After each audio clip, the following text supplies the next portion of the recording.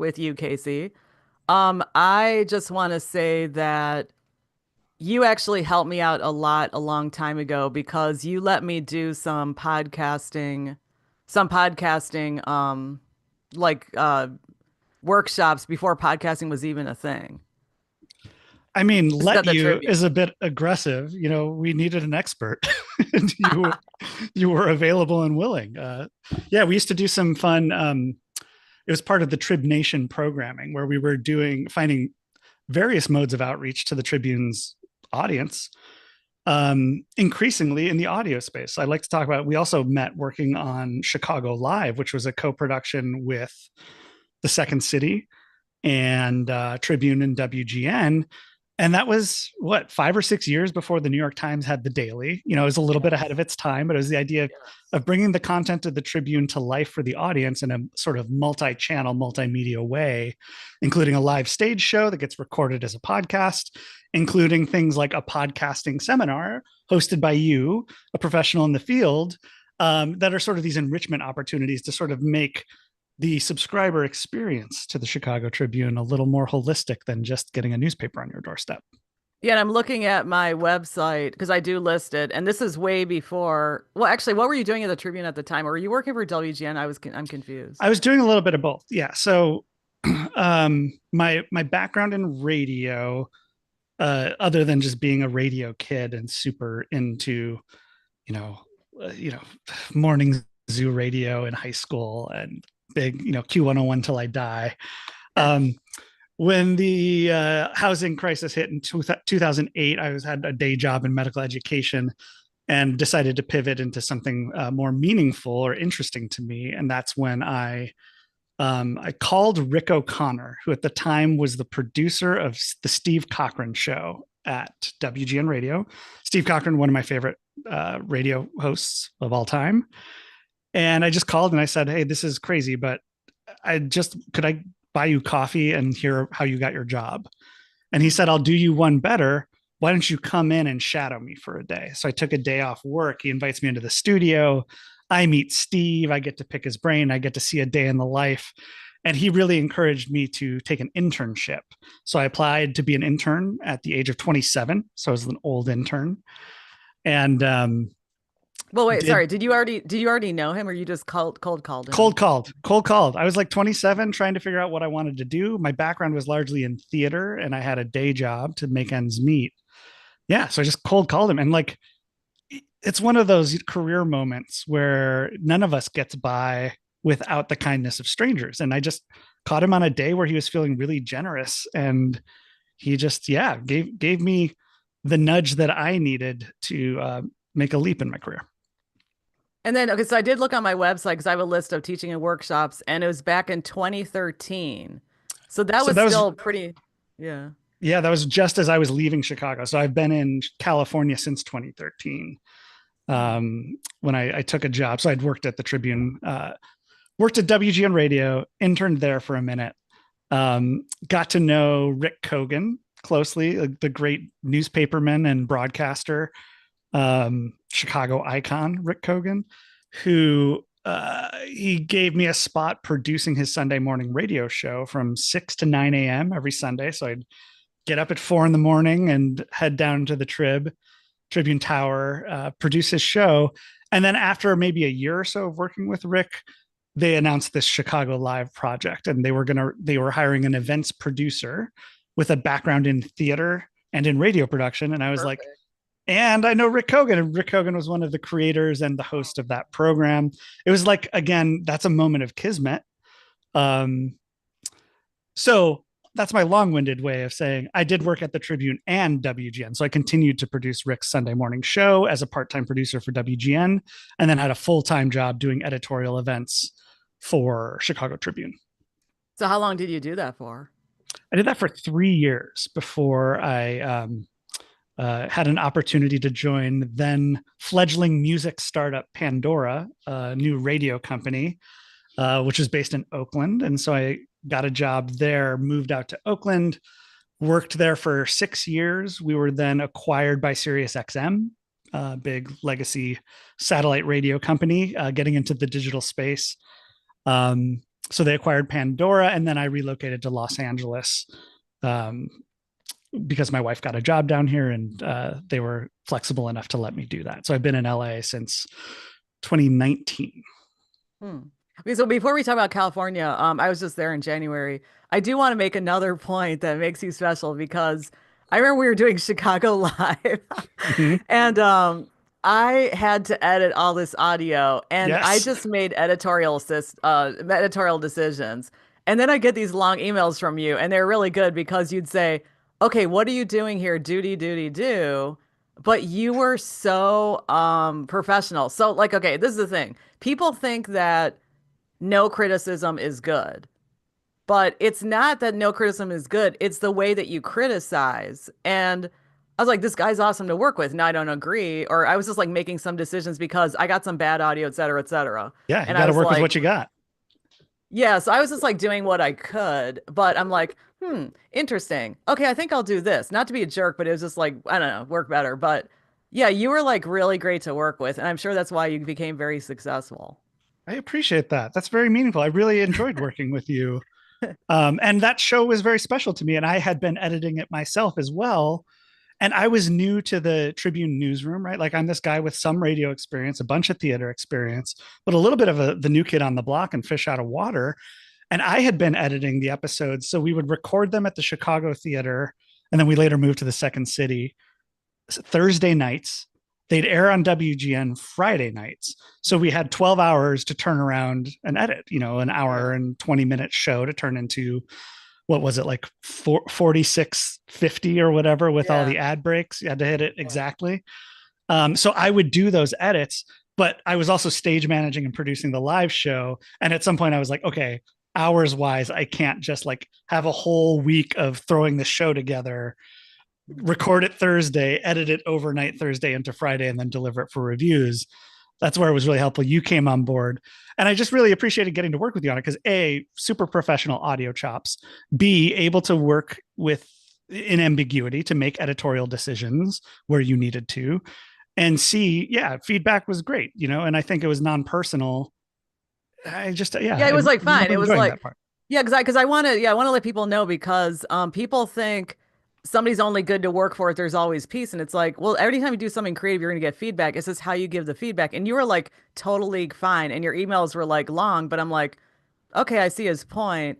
And another thing is, it was very hard to edit. I remember one time you made this comment where Rick Hogan was, he was narrating or something, and then you said something like, "What is this? It sounds like the voice of God." Or I know it was like some kind of comment you made about like how I had his voice over and it went into something else, and then I missed some like key there's this guy who's a rapper or something, and I Mm-hmm. just took his interesting comments, and you're like, no, no, no, you got to include the rest of it, and it was just like, okay, but I don't know, it's like I didn't really work with many people in radio who knew how to provide constructive criticism in a mature way. They'd like yell or whatever. I know, So but the media industry as a whole has a not just a bad rap, but I think bad habits like that. And we kind of yeah, romanticize this like, you got to be tough, you got to be fast, you got to be loud, you got to know what you want, you got to be smart, you got to be right. Uh, which also often comes with you got to be a man and you have to be a white person. Uh, and I'm grateful to have had a couple mentors coming up. Feedback is a gift and it should be given and received as such. I believe that so firmly in my bones that it's like when I was editing for somebody else, all you want is feedback. Like getting silence is like, what am I going to learn? Did I do it right? Is that what you wanted? Is there something I could be doing better? What are ways you think about it differently than I do? And so, feedback is beneficial to the giver and receiver if it's given from a place of good faith and not in a power struggle. yeah, because like often I would get feed or not often, but at times I would get feedback. Okay, throughout the years, I'm not gonna go into details, but and the people would either totally ream me out, even though I just did a miracle, or they would like find ways to belittle me, or they'd like take the work away and give it to their buddy who didn't know anything, and then I had to train that person. And it was like very weird. So yeah, so I just want to say like anybody who works with you is lucky, and if you ever need somebody to work for you again, I will like totally be your assistant or whatever. Thank you. I was about to say the same since I'm out of a job now. So if you're hiring, give me a call. Yeah. Well, I do, but okay. So, no, but so what I thought was incredible is you went from this like not well paid, sort of like important situation, important job to like a really cutting edge West Coast job. How the heck did you manage that? It was a whirlwind and a leap. It actually came through. I was a graduate of the great Northwestern University, Chicago forever. And one of my mentors and friends there, who we had co-directed some theater together. We were in an ensemble, a drum and dance ensemble. She was from the Bay Area. She was out there, uniquely creative. Had a lot of buddies who were part of Pandora, this upstart company based in Oakland. Wait, sorry. So you And knew this person from Northwestern, you said? knew her from college, yeah, from Northwestern. Okay. And she actually reached out in 2013 to my then girlfriend, now wife, who is a writer, a very skilled professional writer and great creative brain, sort of saying, hey, we need a creative coordinator for our advertising business at Pandora. Would you be interested? And she looked at the description. She was like, absolutely not. But I think Casey might be. And I looked Wow. at it. I was like, yeah, if you'll interview me, I'll take a swing. So long story short, I get the job. I had 3 weeks to relocate because they had intended to hire somebody local to the Bay Area. So I had to like pick up our decade of living in Chicago, get out of Dodge in 3 weeks. I remember so little of that time period. It was so hectic. Yeah, and just kind of got in at a really good time. It was Pandora was already a publicly traded company by then. Um, but I was hire number 12 of an advertising creative team that they had sort of built from scratch inside Pandora, because you're getting advertisers we're stealing the lunch money from local radio. And the advertisers would say, hey, but the radio station used to do my ads for me. So we need you to make an ad for us. So that's the team that, my mentor helped build from the ground up. So I was the 12th hire on that team right at the beginning of a massive growth phase. And by the time I left just a couple months ago, or just about a month ago, it's a 50-person ad creative agency inside of SiriusXM's ad sales business. So I was there at the beginning of a very rapid period of change, which, right place, right time, right environment, right support and mentorship, learning how to roll with the punches, learning how to grow and scale in ways that, I came in just like fixing ad scripts and making sure they were ready to go to voice talent. But along the way, I learned, okay, well, how do we take this kind of underground behind the scenes, we produce an ad for you, and turn that into a broader business, which is how do we educate you, the advertiser, on the differences between radio advertising and digital audio. They are different listening environments. We would get these really loud, glaring ads that are trying to capture attention during a 6-minute ad break to a demographic wider than you can imagine. And now we're saying, no, you're one of two ads in a break, 30 seconds each. You are literally in somebody's earbuds. You can whisper into their ear. And by the way, them. We have data. This isn't just going to the entire Chicago metropolitan area that skews slightly heavier, 54 and up. You can buy your audience segment. Their age, their geography. So it's really, we would get these terrible audio ads that just sounded bad in a digital environment. And so then we started turning the corner to say, okay, more than just producing these ads, we actually need to dig in, hire creative directors, start consulting with those brands and agencies on, don't just send us your radio script. Now the same thing. It's like, don't just do something on social video and just cut the soundtrack and send it to us, or have a junior copywriter write the audio ad afterward. It really is like, there's unique, can you swear on this stream? Is cursing allowed? There is unique shit you can do I guess that wasn't worth swearing. That wasn't really necessary. That you can do in this space that you can't do on radio, that you can't do in video. And so that growth opportunity really was like right place, right time. And then suddenly I'm not just slinging ads. I'm out building a business model around how to consult on digital audio creative, kind of more holistically, and getting to work with the biggest and best brands and agencies in the business. Well, so how did you know how to do all that? Did you learn on the job?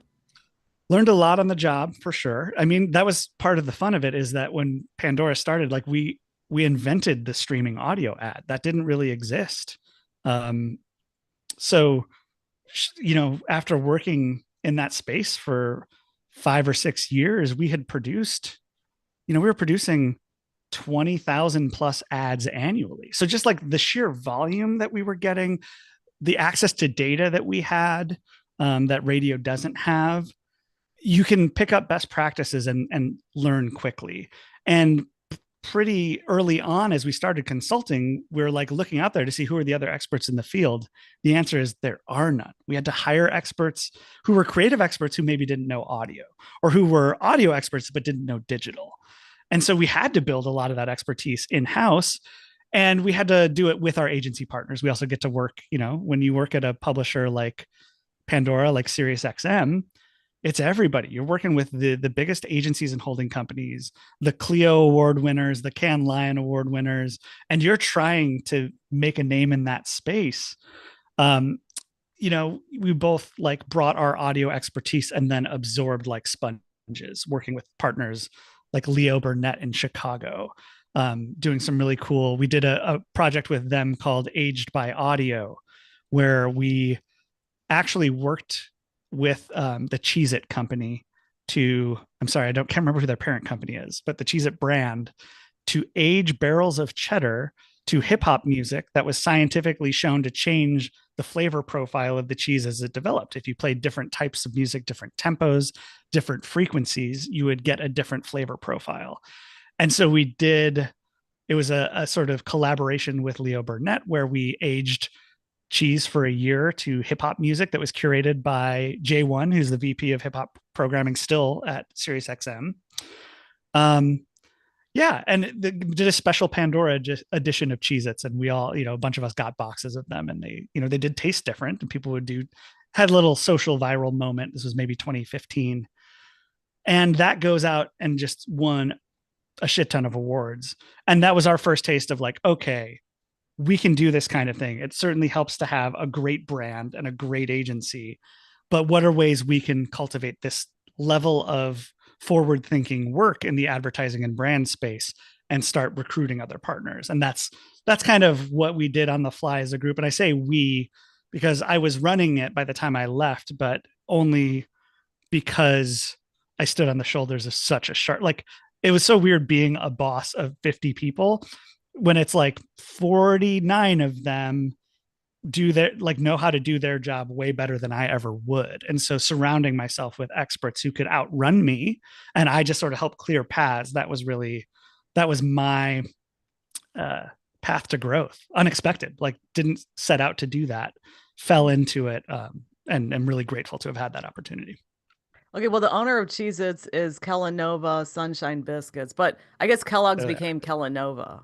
Yeah, right. There's been a lot of consolidation in the space and like rebranding, and yeah. Kellanova, I haven't heard that name. Yeah. Now, another thing. Okay, so when you were in charge of those people, how did they follow you if you didn't have the experience they had? Did they respect you? I hope so. Gosh, yeah, I hope so. How did you deal with that? How did you deal with that? The sort of field that I ended up in is a burgeoning field that we call creative operations. And I take that kind of seriously. It's this and it has a specific place in digital creative spaces, but I think it applies to things like theater. That's my background, to radio production. It's really about understanding the business requirements and business dynamics well enough to create a space where creative talent can do their best work with the least friction possible. And so that requires a bit of a spreadsheet brain and a knack for business, which I think I have and got from my liberal arts education and my background working outside of theater and radio. But you can't have a bean counter be in charge, right? Like putting an accountant in charge of a creative team is a dangerous proposition. Which has happened many times throughout the century. It is a very common practice. The other risky thing is, in many cases, you can't necessarily even put a Spitfire creative mind in charge of a business unit, because they might have great vision, but might be lacking the sort of business structure to be able to tell the story of the impact of their work, or to be able to, turn profit and make sure that you're not, draining the fund in the name of a great creative idea.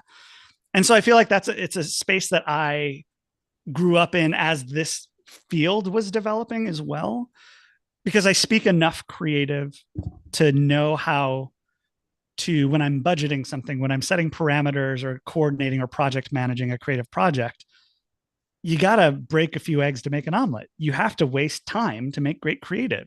You got to do 6 versions if you really want to get to the best version. And that takes time and that takes money. There's always a cheaper way to do it, but you sacrifice either quality or speed. It's the 3-legged stool of creative projects. And so I think I earned a lot of credibility being in that space because I am an audio producer. I am an audio creative. I'm a musician. I wasn't producing the ads myself. I'm not a copywriter, but I am a writer. So I was able to understand the craft enough to make sure that as a business leader, I was enabling creatives more than I was restricting them. Also knowing that great creative requires restrictions. Like if I said to you, Margaret, give me an hour of radio, go. Where do you start? What do you do with that? I'm sure you'd have many great ideas. But if I say, give me an hour of in-depth conversation with media figures, maybe with Chicago ties, but more broadly, a little behind the scenes peek. Now that I've fleshed out a brief for you, you as a creative mind, now you've got something to sink your teeth into. And I think over a better part of a decade working with the brilliant, so this team, we're called Studio Resonate. I still say we, I hold it dear to my heart. This brilliant audio creative agency baked inside this larger ad business. Some of the most brilliant people I've ever worked with. I think I earned the credibility of showing that I'm not here to tell you how to do your job. I'm here to understand what you need to do your job, get it for you, and help you run faster. Well, yeah. How did you know how to deal with budgets? That's a good question. Because usually people get certified in project management or something. Yeah, I mean, I think there's a project management certification is probably valuable. I don't possess one. I manage many project managers who do possess those certifications. A hybrid of coming up in Chicago storefront theater and doing student theater at Northwestern. You had to stand up your own company, basically. There's a student theater company called Wave. Shout out to Wave Productions at Northwestern. I was on the board of directors. I was the technical director. So we had to basically run our own company while we're going to class, while we're, auditioning for other shows. So there's I really do attribute a lot of it to the Chicago theater scene, where it's you have to be able to make and also sort of create the space for yourself to make, which requires business acumen and doing math and finding partners and learning how to negotiate contracts and a lot of the business nitty gritty.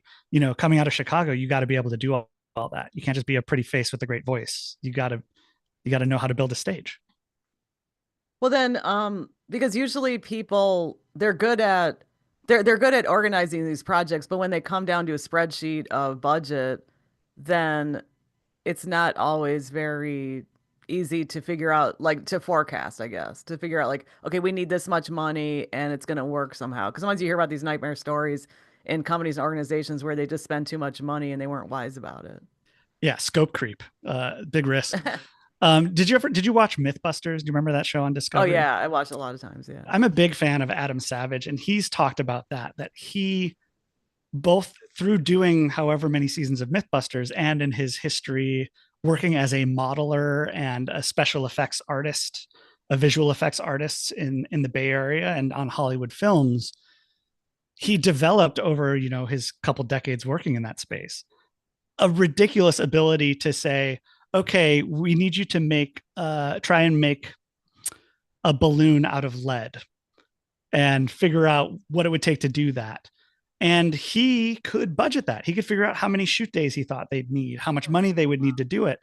Same thing as, if you're asked to do a visual effects, it's you need to simulate the Millennium Falcon, in some sort of wild laser gunfight in space. You do that enough times and you to develop a sense of how to budget. And, for my job budgeting, a lot of our projects in advertising through Studio Resonate, SiriusXM, Pandora, 90% of the projects I worked on were 48-hour turnarounds. So it was like quick. It was like, but sometimes it would be a 6-week creative project where, we have this really cool dynamic audio ad product where you can write a script, but you can have pieces of the copy swap out depending on any data you have for the listener. So, hey, Chicago listener, hey, Los Angeles listener. It can respond to live weather data. So we ran ads with allergy medications that would talk about the pollen count that week.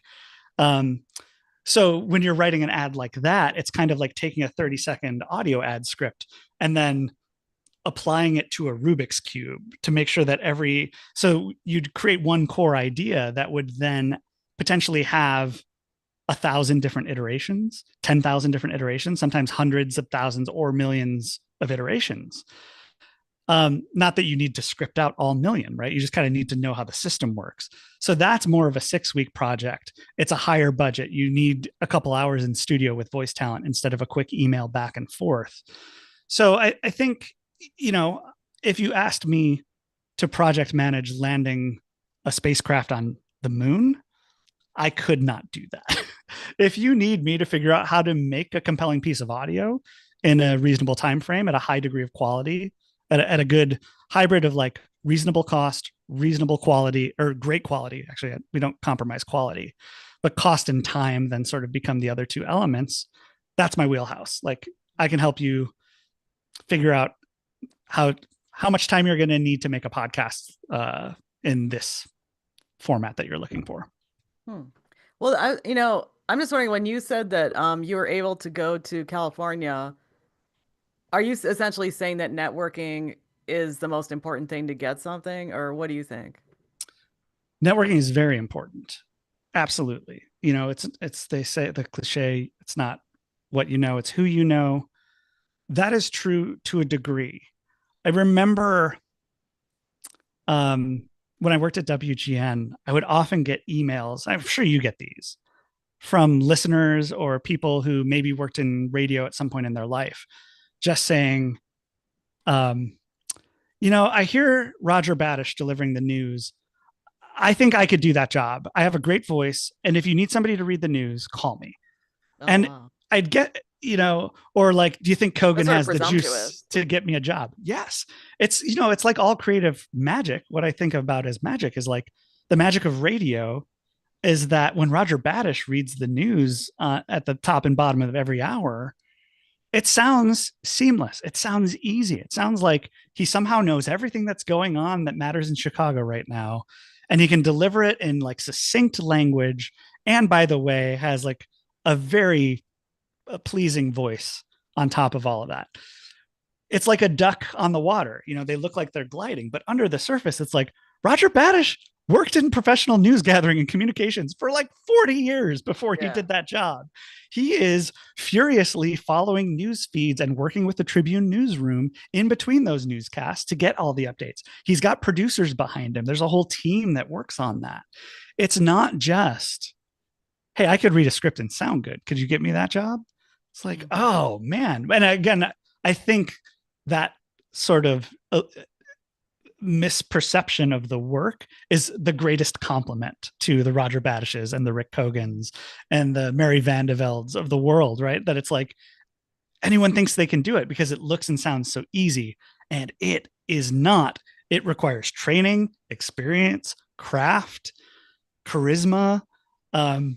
So all of that is to say, I really think it's not just a networking component, but that is an important piece. Rick Kogan used to say, and I really believe this, that luck occurred, and I don't know if this is his own quote, so apologies if he's quoting somebody else. Luck occurs at the intersection of opportunity and preparedness. Yeah, people have said that. I forgot who originally said that, but yeah. I'm sure it's not a Kogan original, but he passed it to me, and I believe that so thoroughly, that it's like the way I got into radio is I got lucky and found a producer who was willing to give me the time of day and tell me how he got his job. B, I went back to the grindstone, right? Like I was 27. I was a professional. I had audio experience. I could have dove in. but I interned. I interned with a bunch of 19-year-olds and 20-year-olds. I got Gary Meyer his soup before he went on the air. I got Rick Kogan his coffee every morning, and Ben, the engineer. We all got Starbucks 5:30 every morning. Um, you got to grind it out, and I learned so much in that process. And then when a job like this Chicago Live event producer job shows up, how's that for luck, right? We need Yes. somebody who does theater. We need somebody who does radio. I just happened to have been there for about a year, like honing my radio chops, and I had a bunch of theater experience, but right place, right time. And I was prepared, right? Like I was there to learn. I was absorbing. Um, so that's where the networking is important, because you're going to get more opportunities, but you still have to be prepared. And by the way, that network has to be authentic. Like I don't do networking events. And I recognize I say that with a lot of privilege. But what I try to do is make sure that when I work with people who are professionals, and I try to connect with them that way. That's why this conversation is happening. Like, I'm so glad, I'm really touched that you have that memory. First of all, your detail of memory from 10 years ago. Well, yeah, I'll never forget Remarkable. it. No, I'll never forget it because see, you think that you're just like working and then you move on, but it's stuck in my mind because I thought, I mean, there were times when, okay, you said something, send me this long thing, and I thought, okay, I have to make a decision. I don't know if I'm going to go with that, but I see what he's saying, and then I went ahead. But then also there were some technical issues and so forth. But Yeah. yeah, I'll never forget that. And plus, what I said earlier about the voice of God or whatever that comment was, and We yeah, should find well, that because I email think somewhere. well, I think it's because I have worked in so many situations with so many different kinds of people. So if somebody has notable skills or notable communication skills, I never forget it. I also never forget if I'm working in a bad situation and somebody is kind to me despite the situation. I've told Oh, people, I'm like, I will never forget what you did, that's even though they awesome. could be like, their personality may be gruff or something, but if they took Yeah. the time to be nice, I'm like, okay, that person is unforgettable. So. Yeah. And that's networking to me, is like, don't be a dick.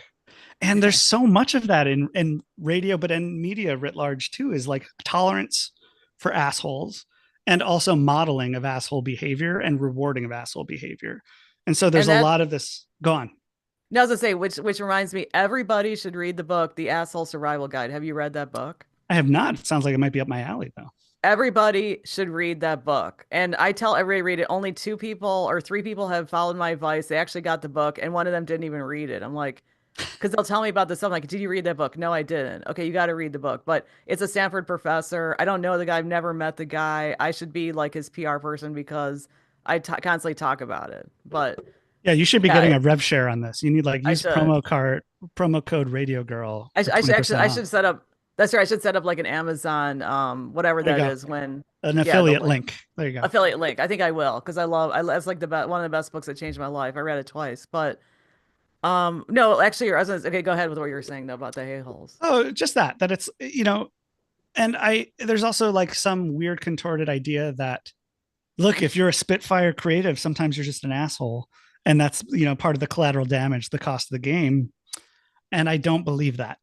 I don't believe that at all. I've worked with so many brilliant creatives who are among the most compassionate and generous people ever. Rick O'Connor. I haven't spoken to that guy in 15 years. Wait, you talking about I Rick don't Hogan? know. Rick O'Connor, the producer from O'Connor. the Steve Cochran show.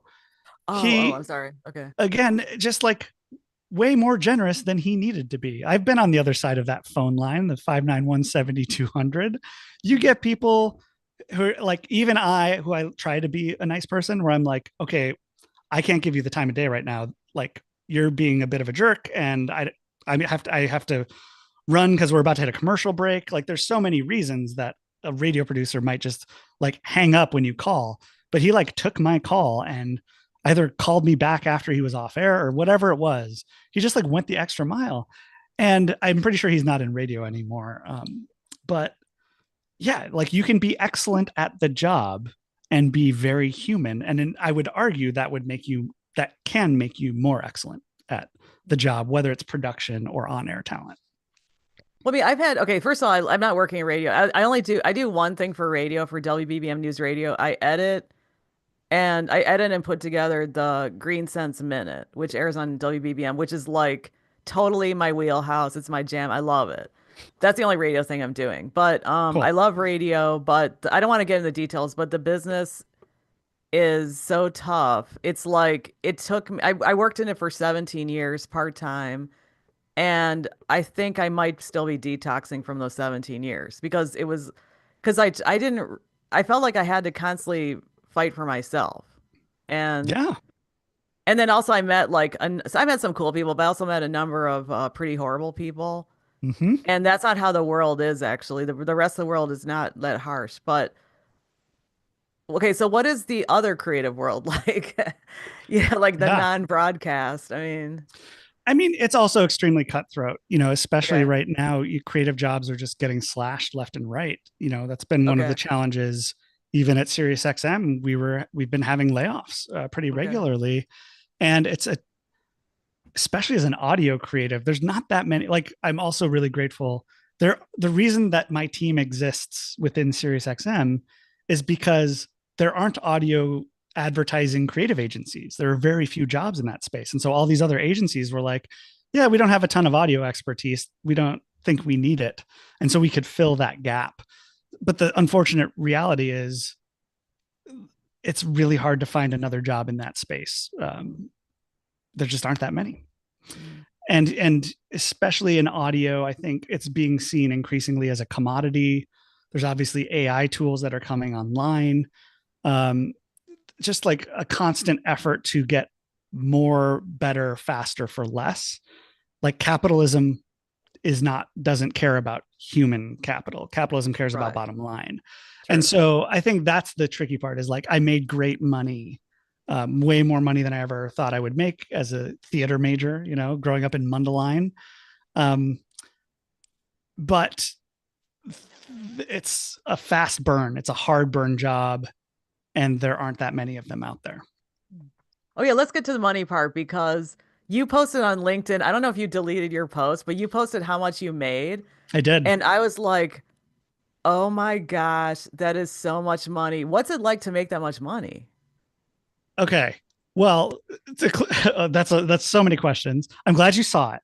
I did remove the post, but I removed it because my wife and I were the victims of a terrible scam, and I realized that despite my core philosophical belief in salary sharing, I do think that's like I'm transparent offline now. I probably am going to be less transparent online because privacy and just like there are too many bad actors out there in the internet world. And I didn't make, I'm not rich. I'm not retiring. I Yeah, but just you made made, so much. I'm not gonna say much, but you made so much money. Like, I don't know many people who make that level. yeah, yeah, nor do I. It's What's it again, like? Seriously. well, but keep in mind a couple things. One, Yeah. you're living in Los Angeles, California, where the cost of living is substantially higher. Um, now that's I'm still able to like I pay $3,200 a month rent, and that's like very affordable by LA standards.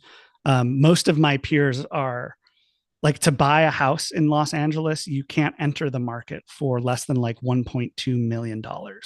So like don't own a home, don't own property, have one car. My partner and I aspire to be pretty frugal. So it's way more money than I ever thought I would make. To me, what it is, money is freedom. Like I was able to quit my job because I'm ready to move on, not because I got fired or not because I got all the way burned out. You know That what they is call such a that? huge gift. They call that they call it FU money.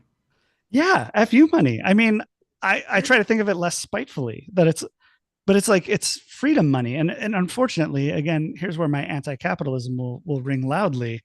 We live in America, and your healthcare is tied to your job, and that is so messed up.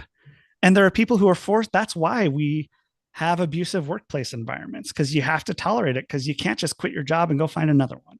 You don't know how long it's going to take. You can't be without healthcare. Um, rent is still extremely high unless you're in the 1%. Like the amount of money I'm making is squarely middle class by California dollars. It is way more money than my parents made. It is way more money than I ever thought I was going to have coming out of Chicago. Um, the other reality is, yes, there's some stress that comes with it, but there's some scientist did some principle, founded some principle that was like, once you hit, I think it's like 75K, where most of your basic needs are pretty squarely covered, the sort of happiness lift for every $1,000 you make more than that is less and less and less and less and less. And so part of what the past couple of years for me has been is figuring out how to stockpile enough money away so I could leave my job, and trying to convert some of that salary back into satisfaction. At the end of the day, I really want to do something that's more mission driven, that is, the impact is more immediate in the community around me and sort of like less dispersed through a giant corporation. I really want to do something mission driven. So again, it's with great privilege. Like, making that much money gave me the ability to not have to find the job that makes that much money next, which is hard to do. Most people can't do that. I'm really lucky to have a great partner and, good support system that enables me to make that leap. So how much did you make that much money? How long was it that you made that much money?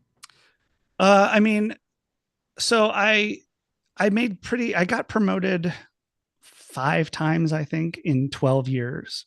Again, I was there at the beginning of a big growth phase. I started at 58K, I think, Yeah, let's coming not from discuss Chicago. That's okay. Yeah. I mean, that was 12 years ago, and that's how much I was Okay. making, which was good money by theater major standards. That was great money. Yeah. And then I was getting, so I got pretty substantial pay increases along the way. I don't think I hit 6 figures maybe 5 years ago. So yeah, just, do the math, like 12 years from 60K to a bunch more. And it was a pretty steady gradient. But how did you what did it feel like? Because right now I teach I teach in a situation where I teach part-time, but in a situation where I'm in the union. So we get increases. Thank God for unions, by the way, if Amen. you're in that kind of situation. Okay, so but what's it like to work at a company and get these pay increases with no need of a union? Gosh, I mean, yeah, that's the tech scene, that's the advertising scene. Like, there's a lot of money flowing in and flowing out. So it's a little, I don't know. Like what does it feel like to actually do your work well and then they reward you financially for it? It is great. It's great. I paid off my student loans. Like, that was the thing for me. I had like 70 grand in student debt or something. I went to Northwestern. It's very expensive. Had to take out a I'm lot of from that loans town. I'm from that town. from the E-Town. Um, and so what it felt like is freedom. I came out of school. I missed my graduation because I was working that day and working at Ravinia. Shout out to Ravinia Highland Park. And I remember working in theater in Chicago and making enough to get by while I was paying like $400 a month rent, which was magical 12 years ago, with roommates. Um, but feeling like if I got a parking ticket, I remember I got like my car got towed because of the Chicago Marathon, and I had to come up with $500 to get my car back, and that was stressful. I'm sure I had to call my parents, or I had to put it on a credit card or something. And so that's what making more steady money is like, is those things fade into the background and you can actually do your job and live your life free from a lot of those like basic fundamental threats that so many of us in the creative industry live with because of how precarious it is, because how scarce money is. So it's also been weird. Yeah, it's been weird, but again, no complaints in the world, right? I'm so grateful. It's so much more than I ever thought I would make. And I'm grateful to have been raised with a okay relationship to money, that, shout out to my parents, that I was able to let go of the pursuit of it, because more and more and more becomes its self-fulfilling thing. You get the more expensive car, you get the more expensive rent, then you got to make more. And then I'd have to be out hustling for some other job that would, I might not want to do. I'm 42. I'm thinking about what the back half of my life I want it to look like. And I don't think I want it to be more corporate and more, managing 50 people. While one of the greatest experiences of my life, I didn't set out for that. That's a lot of, and when you care about the people, it takes a lot of energy. And I don't know that I want that in my future. So I think that to me is what the money represents, is the opportunity to have greater control over how I want my job to fit into my life for the back half, hopefully, knock on wood. Well, it sounds like Currently unemployed, so we'll find out. well, it sounds like a not midlife crisis, but a midlife reflection or something. That's what I've said to my therapist and to many of the people I've talked to, is I'm trying to have a healthy midlife crisis. We're getting older, and people get sick, and time becomes more literal and less hypothetical. And yeah, what I do with my 9 to 5 hours is becoming more important to me. It needs to fill my cup more than it asks me to pour out. Yeah, because what you're describing, it reminds me sort of the 80s, because the 80s people made a lot of money. So what happened was that generation usually they're baby boomers, so they like protested. There's a movie called The Big Chill. Okay, so but they protested, then they're like, oh, I better get a job. And then they like made so much money. And then they also had those trappings, I call it golden handcuffs. And then they're Yep. like, I've got to do this, I've got to buy this, and I've got to do this. And then some of them reached the top and they were fine. And some of them thought, what does this all mean? And then they started getting to meditation or whatever. So I saw that happen a while ago but there's not as much money now going around. Yes, exactly. And it is a cliche, but I totally understand it. And money is scarce. Like that's the part. There's some jerks like to say, if you aren't liberal when you're young, you Oh don't yeah. have a heart. And if you're not conservative when you're old, you don't have a brain. Couldn't disagree more.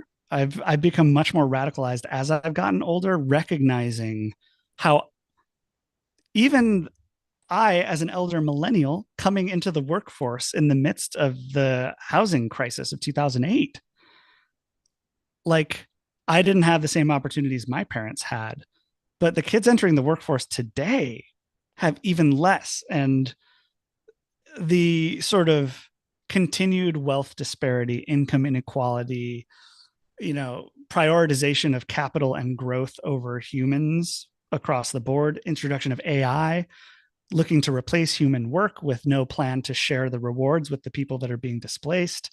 All of that stuff has definitely radicalized me further. And really, we all deserve a living wage. Anybody who wants to work deserves a living wage, deserves healthcare. Healthcare is a human right. And as I accumulate more, or maybe accumulate a little less in the future, I'm becoming more convinced and convicted to the cause of making sure that my niece and nephew have a better shot than I did.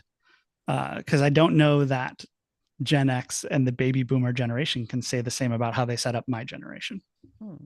But at the same time, your generation grew up with a lot because they grew up in, okay, you say you're from Mundelein. Okay, well, that's not like the inner that like people in previous generations, there was no Mundelein to go through. Or if they wanted to go to Mundelein, they were cut off because of their ethnicity or whatever. Yeah. And I meet a lot of people who do grow up in nice suburbs, and I think they expect to get that without uh putting in the work to try to attain it. I think I've met people who like expect it pretty early on, or they expect a lot of money early on, but they're not going through the steps. Yeah, that might be true of individuals, but I The think individuals, yeah. if you zoom out and you look at the sort of statistics of attainability of home ownership and rent Yeah. to minimum wage ratios, Hmm. no, not at all. I think like the newer generations have such a longer road to hoe than I did. And I had a longer road to hoe than my parents. No offense to my parents. Love them. Worked hard so that I could live in Mundelein. Um, so I could get a drum set. So I could take an internship when I was 27. So I could go to Northwestern, right? Like, even on student loans, to have that opportunity. Lots of privilege that comes with that. I have had lots of privilege. Many people in my generation have had lots of privilege. On the whole, Okay. no, younger people are and throw climate change on top of that, throw, political instability on top of that. young people like really have it tough. And I think older people who are not looking to close inequality gaps are extremely short-sighted. Well, it's interesting you say that because I am older than you, but I had the same concerns because I still live in the city of Chicago and I have seen all these things. And also, I used to like really not really care about unions until Mm-hmm. I worked in union situations and then I didn't work in union situations. And a union situation's better. Even if the union is not very effective or something, it's still better because you have some kind of protection. Like people have agents, the union is your agent. And they also can't cross a line and they also can't exploit you because if they're about to, if they're going to say, we want you to do this. Okay, are we going to be paid? No, you're not going to be paid for this. Okay, hold on a second. According to the union rules, blah, blah, blah. So I started seeing the difference. Yes. And it's tricky because I think unions, like many institutions, are kind of eroding and comfortable and Yeah. inefficient oftentimes, like, and self-interested.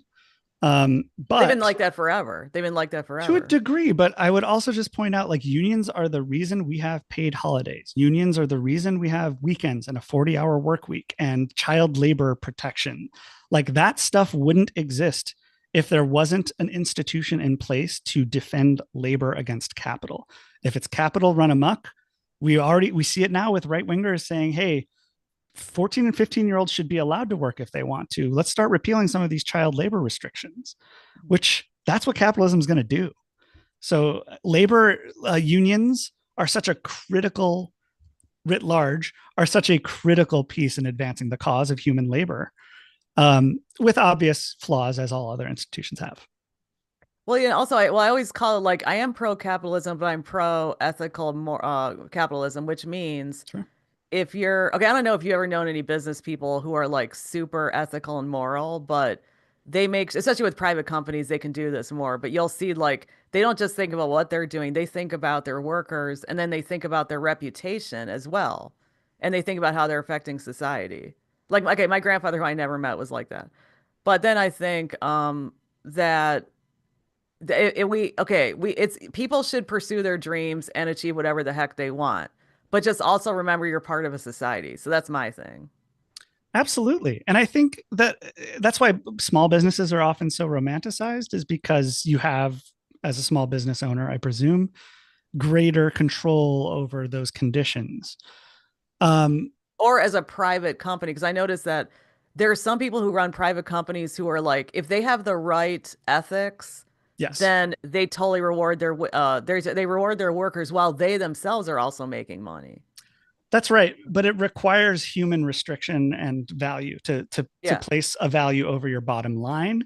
And to your point, publicly traded companies, venture capital, and again, the piece of the economy that has grown most in my lifetime, that's sort of like the economy of money, um, d- bears no value over the bottom line. And that once upon a time, when big companies had layoffs, it was humiliating and embarrassing. A CEO, and this is really hard. I've been through a lot of layoffs, both at my companies and in the industry, and you see the CEO crying into the camera, and it's like, okay, maybe if it was a once in a generation layoff, but you're doing it every year now.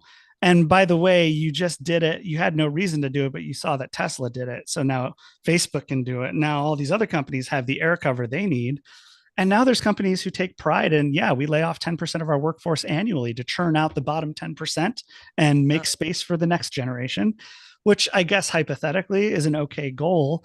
But I have no doubt that in execution, this is merely just, now we've eroded the notion of layoffs. Like, once upon a time, you would have been embarrassed that you had to take jobs away from people.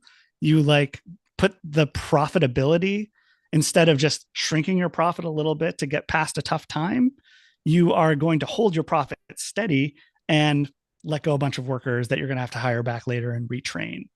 And that piece of, I like your notion of ethical capitalism. I just don't believe it exists in very many pockets. It's so, capitalism does not beget ethical capitalism. It begets bottom of the barrel capitalism. And we need to create different structures that impose the ethics and the social value of capitalism. Without that, we will just yeah. Well, because some people argue squeeze like money. Then some people say like, well, then, government's not the solution to trying to control that. But then I'm saying, but my point is, well, then I think there has to be, there's a Rush song. I always think about this Rush song, Rush the band. Your favorite, Closer I to the, understand. yeah, closer to the heart. Mhm. They have, and it's like you sort of have to have this awareness of people's, just awareness of other people, but it's hard. You can't it's hard to legislate, and you can't force people to change how they view things. That's the struggle within American culture, I think. Yeah. Yeah, I think that's true. I think, and institutions are obviously becoming increasingly unstable. And that's why, again, I think to me, like mutual aid is really valuable. Being in Los Angeles has been really beautiful in terms of the number of community organizations that fill in those gaps. That, I mentioned therapy. I love being able to go to therapy, and I go at a place that's a nonprofit community center. I pay full price for my therapy so that they can provide sliding scale mental health services for the community, and AA meetings in a community space that also hosts art shows and concerts. And it's Wait, really, is that in the city of LA or LA County? no, it's in the city of LA. It's a lovely organization called Scribble in Highland Park, Northeast LA. It's one of many examples of these sort of nonprofits and community-based organizations that sort of say like, yeah, everyone should have access to mental health care, but our government is not going to provide it and the private sector is not going to provide it. We will fill this gap. It's tremendously inefficient to provide it that way. There's what our tax dollars are ostensibly supposed to go for. Yeah. But that's sort of part of my mid-career pivot too, is recognizing like that's the kind of spaces I want to be in, not the big, like God bless SiriusXM. They do some of the best radio. God bless Pandora. It gave me so much. It does some of the best audio in the world. I love Conan O'Brien so deeply. Yeah. And but at the end of the day, they are for profit and they are publicly traded and they are fighting to raise their stock price above all else. There is nothing in the mission beyond make money. And that institution isn't going to go to bat for mental health care for its employees. It's going to fight to give as little to its employees as it can so that it can turn as big a profit as it can. And so I think my next chapter needs to be in a space where the incentive structure is different, where we really do exist to provide a public good is what I would like to do. But how did you come to this realization? Wow, we're going there. I don't know. A very lucky life, right? Like I think, Okay. how does it? Yeah. Growing up with kind parents and No, I mean like you were totally becoming, you were very successful in media, very like first Sure. in broadcast media, then in digital media, and then you're living in this cool state and everything. And so in the midst of that, how did you think to change? Uh, well, let's not overhype how cool California is. It is very cool. It's so Well, my weird. brother and sister live there, so I go there every year, but Yeah, as a Chicagoan, it's still like the most alien to me that like there's a hill out my window. The horizon isn't flat. It's very weird. Um, don't confuse success with pursuit of capitalist goals. And that's part of why I'm leaving, is like part of the challenge of the past 12 years is how much capitalism have I had to sort of absorb and consume and swim in and internalize.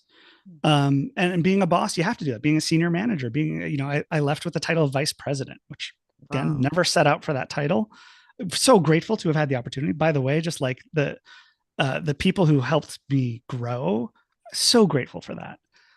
But don't confuse that with a pursuit of on paper success. My success metrics.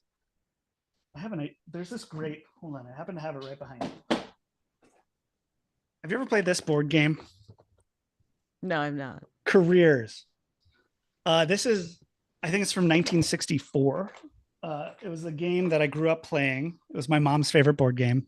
And she bought me that version when we moved to California 12 years ago. It's kind of like the game of life where you like move and try to have a successful life. But at the beginning of the game, you have your own little score sheet where you tally your success. and you create your own success formula. You have to get 60 points, but you get to divide. How do you want to split it across money, fame, and happiness? Wow. Which those are kind of cliche, but Yeah. you can make it 20, 20, 20. You can go 60 happiness. You can go 60 fame. And that's going to impact whether you want to try and become a movie star or an astronaut, or maybe you want to become a teacher, because they have different money or happiness trade-offs.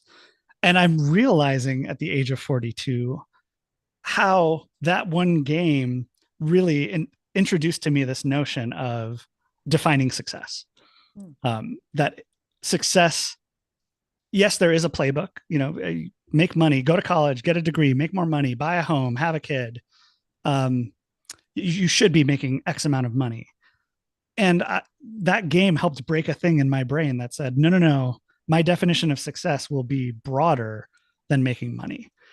I was a theater major, like you can't make money making theater. Like very few people get to do that. But it was meaningful to me. It was an opportunity to connect with other humans and collaborate and learn lots of skills and delight audiences and reach out to new audiences. Those were the parts of the job that made the $400 a week, union gig, mind you, still only $450 a week. That made that tolerable. It was like, yeah, maybe I won't pay off my student loans until 2040, but like I'm living a good life. So yeah, I guess that's what I'd say is like, this isn't a change away from that. A lot of the last 12 years of my life has been, and this is the same for many creatives, especially in advertising. There's not that many jobs that pay a steady living for creatives. Advertising is one of them. And how do you maintain a robust, rich inner life, sense of self, sense of community and communication and creativity in the midst of all of these sort of corporate capitalist pressures? And it's hard. It can be done and it's hard. And I think it was a little too hard for me. And that's part of why I'm making this pivot, is like, I need more of my brain to be available to my life, not trying to spin a story around why this round of layoffs is like, it's going to be okay, everybody, like everyone back to work. It's a tough job to do. And it always eroded at me to a degree. And I just hit a point where I wouldn't say that it's like I couldn't keep doing it or I'm in bad health or something like that, but where I, again, am privileged enough mid-career to say, okay, what turn do I want to take next? It's not about the money. It can't be about the money. Well, I mean, the 40s are the best. I think the 40s are like one of the best decades in people's existence. Because because a lot of times you're done like trying to impress, and then you're thinking about, okay, and you accept yourself more, and then you're like, okay, I know what I like, I know what I don't like, I know what I want to do, and I know what my values are. I think it crystallizes more in your 40s, in my personal opinion. I hope so. That's what I'm banking on. Okay, now you talk about doing a lot of theater. So what did you do in theater? I was a stage manager primarily, which is a lot like being a radio producer for a live theater production. You're calling cues, you're making sure everybody's in the places they need to be. You're writing reports of what went wrong, what went right. Maybe you need a light went out. So you're managing information and you're setting up the performers and the crew to put on an excellent show. So it translated very naturally to radio production, and then also to like what I think of as creative operations, which is like, again, creating the business and organizational structure you need to do great creative work. So I learned how to do that, and I learned how to collaborate first and foremost. But where was this? Where was theater? Oh, yeah. I mean, went to Northwestern, did it there. Worked at Looking Glass. I worked, as a stage manager, you're a freelancer, so you're taking show by show. So I worked a lot with the House Theater of Chicago. Rest in peace. It was a small theater company that shut down, I think, last year or the year before. That really specifically like broke ground with younger audiences, getting them out to the theater. Meaning like 20 and 30-year-olds, not 50 and 60-year-olds. It wasn't children's theater. It was like vibrant, relevant theater for younger audiences. Worked at Looking Glass, worked at Cleveland Playhouse, worked at I the live near Goodman. Looking Glass. Oh You're talking yeah, about Looking Glass in the Waterworks? yeah, in the water tower place. Oh, Yeah, I work right near there. I mean, I live yeah. not at work. I live right near there. The Miracle Mile. Yes, which Yeah, that was Magnificent ironic. Mile. That's where I was making.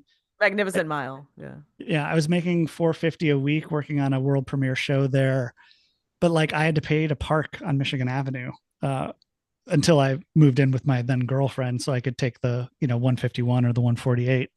Hmm. But like the cost of parking on Michigan Avenue, do the math, $400 after taxes, you're looking at $300, and you're paying 25 to $40 a day on parking, and it's 6 days of rehearsal during the rehearsal schedule. So that's half your paycheck is going out the door just to parking.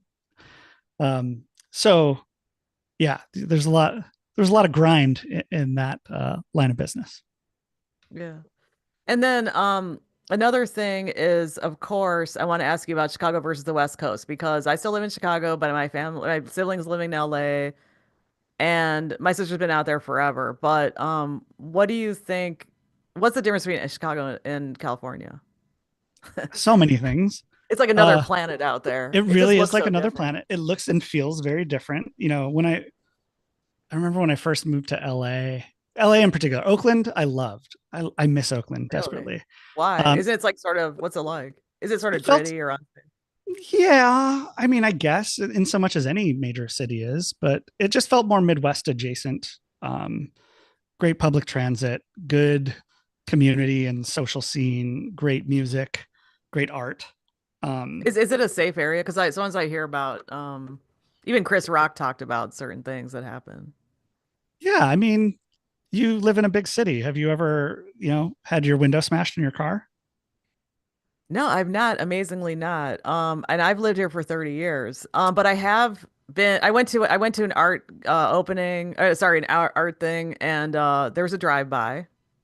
So we Yeah, drive-by shooting. So we had to like duck and we had to hope they weren't going to shoot inside. And yeah, now I teach on the Southwest side, so there's a lot of stuff going on there. yeah. I mean, I don't want to minimize the challenges that Oakland has specifically, like right now too. Like they're having a lot of turmoil, but it's not the war scene that I think Fox News would like you to believe. Well, it's like Um, Chicago's not a war scene either. exactly right. It's a city, so there's Yes. lots of great stuff. There's more crime than there is in the suburbs.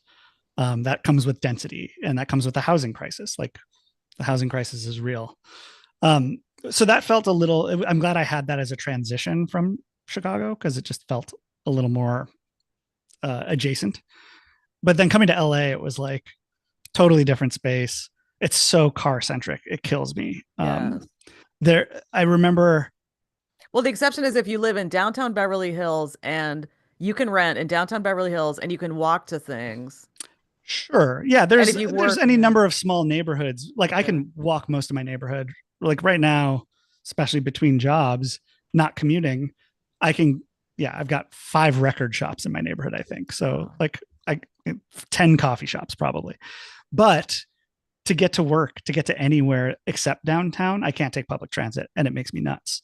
mhm. And they also have this like a lot of the thoroughfares, like you'll go past the grocery store on Wilshire and the parking lot is in the back or underneath. And there's no pedestrian entrance. There is no entrance on the street facing side of the building. That is such a weird architectural detail to me. The little bit I have gotten around on a bus, like the number of times I like take a bus to CVS and then have to like walk down through a parking ramp to get to the entrance because there isn't a pedestrian entrance is mind blowing to me. Mind blowing. I don't love it. Yeah. My favorite part of LA is the South Bay. Have you been there? I have, Like yeah. Redondo Beach. Oh my gosh, Yeah. that's my Like favorite. Long But it's also, Beach. yeah, but they do have a bus. They have a really nice looking bus that you can take. But yeah, it's very car centric and it's not not a lot of people out on the street. Yeah. There's lots of great resources, lots of great art and like world class city. And we're in the process of likely moving back to the Midwest. Um, so yeah, we're like saying goodbye to a lot of these wonderful only in Los Angeles kinds of things. But I do miss knowing who my neighbors are and being able to take public transit and coffee costing less than $7 and not having to flee because of the wildfires. Like the wildfires, we were already planning on moving, but what a reminder that the cost of living, especially, well, truthfully, all of California, is much larger than just the expense. Like that's there too, but there's earthquakes, there's wildfires. The wildfires, even thank God we weren't directly affected. We lost power and we were adjacent to the evacuation zone. And because we didn't have internet or power, we left for a week. We're fine. We lost a fridge's worth of groceries and like $1,000 to stay at a hotel for a week. Other people obviously lost their homes. Um, there's not a place you can buy in Los Angeles that isn't at some acute risk of something. And even if you're not hit, the air quality, like we couldn't go outside for 3 weeks. That's rough. Yeah, I was there during the fires. Because Yeah. well, I wasn't there like during the height of it, but I was there when they were still existing, and they would say, I forgot what main highway that was. We were on or freeway. We were on some freeway, and it had signs like "Do not go to such and such fires." And Yes. but it was strange. But I was in southern LA County, so we Mhm. weren't near it. Yeah. But yeah, there was, I guess, like in on the west side, there was a lot of stress because they were getting prepared to evacuate. Yeah, absolutely. I mean, and the entire Pacific Palisades burned down. That's Almost the unbelievable. entire city of Altadena burned down. And Um, Pacific I Palisades like so rich. I know, which is That's really challenging because to some degree you're like, well, they're rich people, they're going to be okay. But yeah, kids losing their livelihoods entirely, not knowing. Like I have again in LA, I don't think there's anybody who isn't 1 degree away from somebody who lost their home. My boss lost her home, and she doesn't know when she's going to get to rebuild, if she's going to get to rebuild. She doesn't know how much it's going to cost because building supplies are going to, like, the cost is going to spike once the rebuilding is able to happen. She doesn't know if it's a 3-year thing or a 10-year thing. And she has kids in school and she has to figure out what her life is going to be. Um, yeah. And it's tragic all around. It's a miracle that only what 20 people died, if that. Like the death toll, given the severity and swiftness of these fires, is a miracle. Um, and there's nowhere you can live that is safe from this, right? Climate change is increasing the areas that are at risk, especially with drought. Drought and fires can now hit virtually anywhere. And even if you're not in the path, you know, Oakland, there weren't fires when we were there, but the Camp Fire happened where many lives were oh my lost. gosh, that was horrible. And the air was unbreathable in Oakland. Oakland sits in this basin between several mountains and hills in the ocean. And the smoke just settled there for like 3 weeks. And the air quality index was like 250 and you couldn't go outside. And again, first world problems, didn't lose a home, didn't lose a family member, but those costs accrue too. Well, There's, it's still also traumatic. I mean, it doesn't matter how rich you are. If you oh, lose your 100%. entire, yeah. But Yes. I was gonna say I lived in southern Japan and then I traveled in Asia. But anyway, I lived in southern Japan and there were like typhoons, there's a little earthquake, there are all these things. And I learned many years ago, don't mess with Mother Nature. Like you can build a fortress, but if Mother Nature decides to have an earthquake or whatever, that's it. So you don't mess with anything. You can't beat Mother Nature, No, you know. Mother Nature So wins 100% of the time. And I will say, again, the differences between Chicago and California, I miss like tornadoes. I understood. Like, I don't know that they are less dangerous than earthquakes and wildfires, but like you knew they were coming. yeah. A siren went off. And by the way, at school, you'd always practice what to do in case of a tornado. Yeah. In California, like the wildfires, we had a little bit of notice, but it comes abruptly. You don't know where it's going to hit. Earthquakes, you literally don't know are coming. I've been lucky to only be through a couple like tumblers, not any damaging earthquakes, but it's terrifying. It destabilizes your sense of safety in a really different, my sense of safety in a very different way. So there is part of me that's like blizzards, tornadoes. I know how to navigate those. Like earthquake is like ground could open up and swallow my house any day of the week. Okay, now let's go back to your because I wrote some things you mentioned, but Sure. you were talking about when you started to work in radio and then you had this day job, and then you did say a little bit that it did help you in some ways. So how did having a day job help your creative career? Funding it, keeping me alive, getting me insurance, What about the first and skills, foremost. or is there anything that you transferred or? Yeah, absolutely. I mean, I was working in medical education. So I would do a lot of audio programming. Truth, I did a lot of audio editing was part of it. So I would like, and I, we would do live webinars. So there'd be some speaker who was an expert in some field talking about some new drug that was a treatment for blah, blah, blah. And there would be these live webinars to educate all these other doctors across the country. And so I would coordinate those and then also host. I'd often be the moderator who'd be like, thank you for calling into this week's Xiaflex uh, speaker bureau training session. We'll be beginning shortly.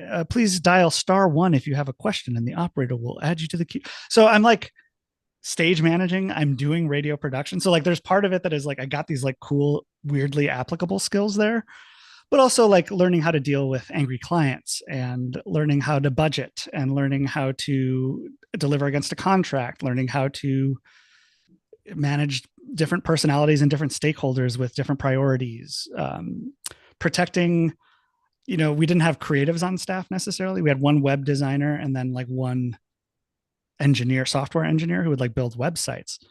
So making sure that you could minimize the amount of time your one web engineer spent looking through specs, or you want to tee them up so that in the 2 hours that they have to build this website, they have everything that they need.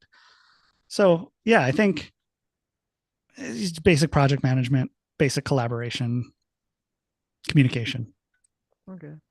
And then also, do you think that if somebody's a creative, do you think they should have a day job and to because I read a really good article that talked, it was a long time ago, that talked about how it can ground you while you're pursuing yourself. But what do you think about that? I'm sure it's different for everybody. I have found in my experience in my creative practices that I I loved theater a lot more when I wasn't working in it. Uh, Having to do theater for my day job and trying to hustle meant I had to take the job I could get. It meant I had to work at the place I had to work, instead of being able to pursue my own creative outlets. Now, for some people, that's great because you're networking, you're growing, you're going to work your way to but I didn't want to be a playwright. I didn't want to be a director. So yeah, I think have a day job was a more stable base for me to um, work on my own audio projects and music projects. And now the Untitled Beatles podcast is a show that I produce with a couple of friends from Chicago as well. And I've been able to do that because I had a day job that, took a lot of my time. Time has been hard to manage, but because I wasn't working in content all day, I had a content brain that I could apply to my own creative pursuit. So for me, I think, yeah, day job that is like not directly related to the work you want to do has been helpful. If I could make a living doing the Untitled Beatles podcast, I would do that in a heartbeat. If I could just have healthcare for doing it, I might be able to do that. But I do need to make money, and a lot of it in California. So yeah, day Yeah, job yeah, is the only way. yeah. Because somebody told me that here, at least here in Illinois or the Chicagoland area, somebody told me that you can get health care if you even work just part-time at a hospital or part-time at a school. So it depends what district you're in. Is it like Yeah, that out there? I assume so. Yeah. My wife currently has a part-time job that offers her benefits at, I think, Okay. 24 hours, which made quitting my job a lot easier. Right. Like, Oh, again, of the many privileges I've had is like, also I have a partner who is gainfully employed and can get us healthcare while we figure out what's next. So hmm. yeah, but it varies, business to business, industry to industry. Well, you mentioned your podcast, so can you just share what your podcast is about? It's about the Beatles. It's the Untitled Beatles podcast. It's really fun. It's hosted by Tony Mendoza and TJ Shanoff, who, do you know TJ Shanoff? You must know TJ. He was the music director of Chicago Live. He was a music director at the Second City for many years. Did you And meet him Tony, when you were working there? Or yes, I met him working on that show. And his old buddy from the comedy scene as well, Tony Mendoza, is a musician and comedian as well. They both did like cruise ship comedy shows. TJ wrote and composed Rush Limbaugh the musical, and I believe Tony played in the pit band for that. So yeah, they came up in the scene together, but they're both deep, deep Beatles fans and deep Beatles nerds. Like I would have said, if you'd asked me 5 years ago when I first started working on the show, how big of a Beatles fan are you? I would have been like, I'm like a 7. Now that I know those guys, I'm like, no. I'm pretty sure they're an 8 and I'm a 3. And there are people who are like 12s out there who are like deep, deep Beatle nerds. So it's a really fun show that combines all of those components. It's very much in the style of Morning Zoo radio. It's talking heads. It's a weekly show. It's an hour a week. We drop on Saturdays. So it's a bit heavy. We do a lot of like, it's very heavily inspired by like Mr. Show and Bob and like sketch comedy, but with a deep reverence and love for the Beatles. So you'll hear a lot of music, you'll hear a lot of bits, and you'll hear two guys who are just extremely passionate. And I had been listening to the show at the beginning of the pandemic lockdown. It was my go-to laundry podcast. And I was like, these guys have a better show than I think they know. And so I just texted TJ being like, I love this show. Can I help? wow. And that became the beginning of this partnership that 5 years later, yeah, we've got, over 200 episodes, 10,000 plus downloads a month. It's grown substantially. Still a grind. It's not a full-time job. And we don't do ads and we don't want to do ads. So making money is tricky. We have a really awesome follower base. Major shouts to our audience and our Patreon supporters. So we have a handful of Patreon supporters who put up money just for the show. We don't even give them any perks, just because they like it and they support it.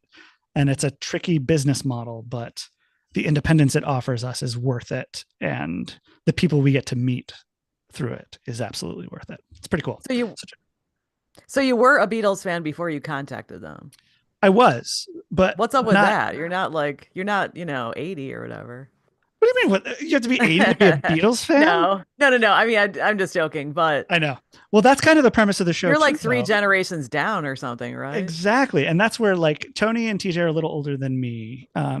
They're both about 50, squarely Gen X.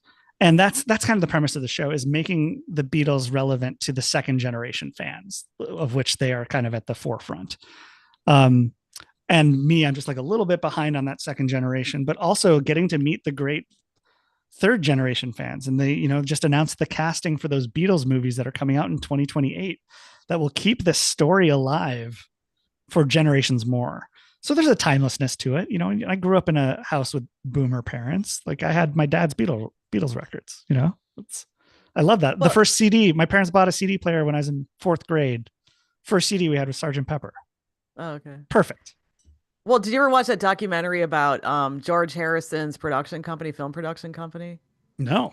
Oh my gosh, you've got to watch Recommended? it. Okay. I've got to look it up. But yeah, he had a film company, and I had no idea he was like a huge fan of Monty Python. That's right. Like that. And he helped produce one of the Monty Python movies, at least one of them. Yeah. But production, yeah. So I'm just looking it up. But so that's interesting. I mean, of course the Beatles are great, but it's like I never think it goes down farther than maybe a couple generations. So well, and also when I first started, my partner was like, a weekly show on the Beatles? I was like, yeah. They're like, well, how many episodes can you do? I was like, I mean, you just wait and see. Like there's so much lore, there's so much influence, there's so much all these little side quests that you can wander down in rabbit holes. Yeah, it's so fun, and it can go on forever. It's 200 episodes and going strong. Every year we started 3 years ago for March Madness. We did the 5th Beatle bracket, and so we cool. we took a bunch of personalities from the Beatles universe to name a 5th Beatle. George Martin, their famed producer, won the title. And so we've done that now for the sixth Beatle, seventh Beatle, and we just wrapped the eighth Beatle bracket, just dropped this past weekend. Um, but for each of those, what's great is you dive into 16 or 32 individual biographies and you get to know Mal Evans, the guy who hit the anvil on Maxwell's Silver Hammer. And you get to know more about Yoko Ono, who, like, you get to debunk all of the bullshit about Yoko broke up the Beatles, which is absolutely not true, and her art and her contributions to the Beatles' music and to John's life. There's just it's such a rich tapestry of story that I think we have at least another 200 in us.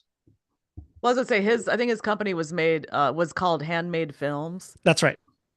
And if you want to amp up your respect for George Harrison, watch this documentary. I don't know what I forgot the name of it, but watch the documentary about Handmade Films, and you'll be like, wow, this guy deserves major respect because he like what you were talking about before. You're saying that it's good to not have a bean counter in charge of creative stuff, and he was a creative, so he Yes. understood that whole thing. It's about Yeah. the challenges as well.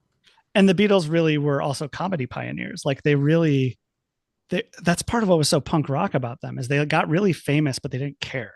And they kind of thumbed their noses at the establishment and the record labels and the music industry and the reporters.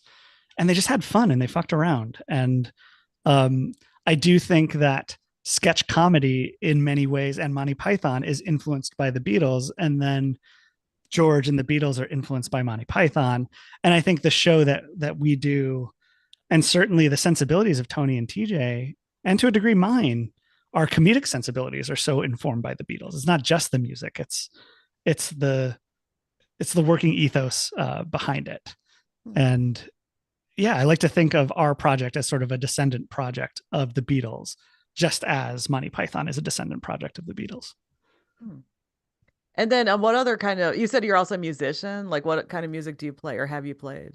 I'm a drummer first and foremost. I also make some electronic music. I love electronic music. What kind of music? Just like open-ended. I'm really into and trying to make more generative ambient music, like not all the way Brian Eno, but yeah, music that moves in unexpected ways. I have fallen in love with more synthesizer. That's another midlife crisis cliche, is like loving synthesizers and really going back in music technology and reappreciating Eno and the descendants of Eno, that work. Well, what do you think of Kraftwerk? Because they really did a lot of stuff. I love them. Yes, I fell in love with them a couple years ago. Went through like their whole discography. Just recently, since I've left my job, have you listened to New and EU? Is that like from that? Yeah, maybe, I think two of the members of Kraftwerk founded this band, and I hadn't listened to any of their music.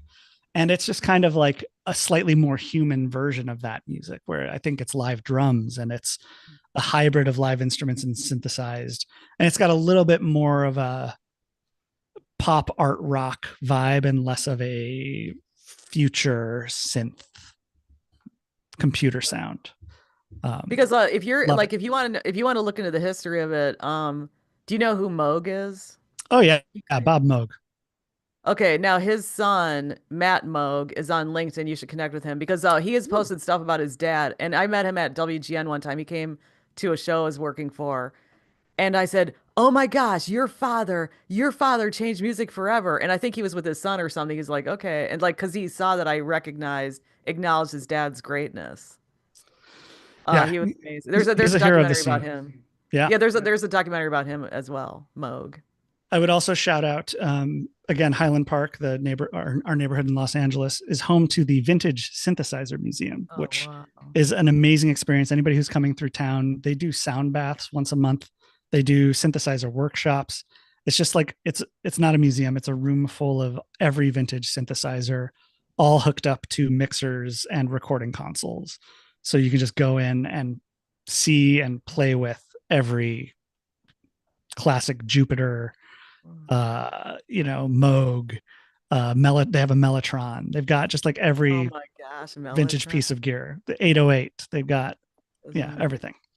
Well, see, I'm old enough to remember when that all was emerging. and it was like, you'd hear this bizarre stuff, like, and also from Europe. Like I had these albums, like these vinyl from like France and so forth. They're experimental, and yeah, I love it. I love electronic, and I love the development of electronic music as well. Yeah, it's really, I think the Berklee School of Music now, I believe, offers a major where your instrument is essentially a digital audio workstation. Wow. And I think that the sort of like legitimizing electronic production as a form is so democratizing. Like it's anybody with a laptop has more recording horsepower than Fleetwood Mac had with, millions of dollars of production budgets. Now, also, well, it reminds me that, I was like sort of pretty obsessed with Twitch for a while because there were people who were in electronica. And the interesting angle was seeing people from Europe because they didn't come up with R&B. They came up with something else. So what they call house, what they call electronica is different than what we're used to. But yeah, you should consider streaming on Twitch, streaming your stuff on Twitch. Yeah, that's something that I Not would not think not to about. get not for like, not to like get famous, but just to have an outlet because there are a lot of nerds on there who are into electronica.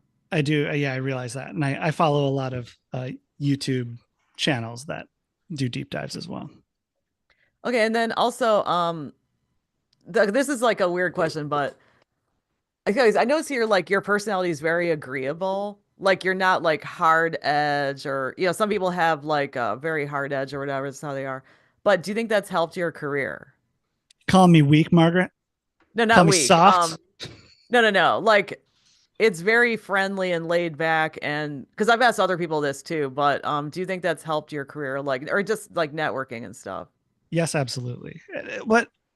It's not a. Not weak. No, no, I know. It's funny. I actually the very high powered team that I left at SiriusXM. My boss is this kick-ass woman, Lizzie Collins. Shout out to Lizzie Collins, who like built a lot of the advertising business at Pandora. Um, and she had this team of all women leaders, and I was the only man on the team, which grateful to get to be in a room like that. And on my way out the door, she even said something to the effect of like, truthfully, I actually think you might be among the more like nurturing and effeminate of any of us, and you maybe help us veer back toward like out of heavy male aggressive energy and into something into a slower, softer place.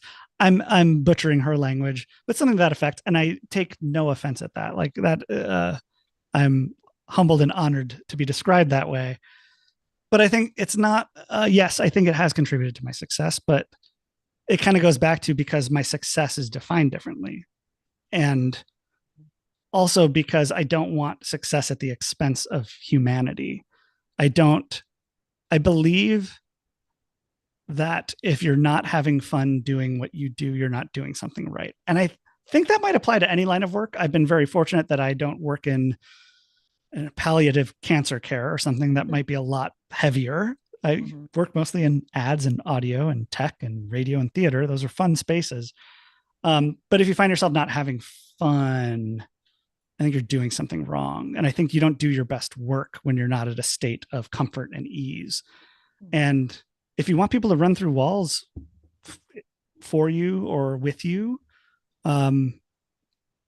yeah, celebrating humanity is a good way to get people to do that, not fear. I don't think fear is a good motivator to get people to do their best work. I think it's a good motivator to get people to do what you ask them to do. But if you want them to do something better than what you're capable of asking them to do, you have to enable them, not restrict them. So any kind of other advice for people? Because you seem like very insightful. I had no idea you were like this because I haven't seen you in several years. Because I didn't really interact with you much. I mean, I I know. interacted with you through emails, and maybe I saw you at Chicago Live occasionally, but Around the station or like in Duffy's studio or something like like that. hello, goodbye, yeah. Yeah, yeah. Yes. Other advice. Gosh, yeah. Be good. Treat people with trust, even if it means you get ripped off, because you will beget trustworthy behavior. Feedback is a gift. We covered that. That's an important one. I think clarity is important. So oftentimes taking more time to talk about roles and responsibilities up front will save you time later. I like, oh, making mistakes is important and you should do it out loud so other people can see it and so you can see it.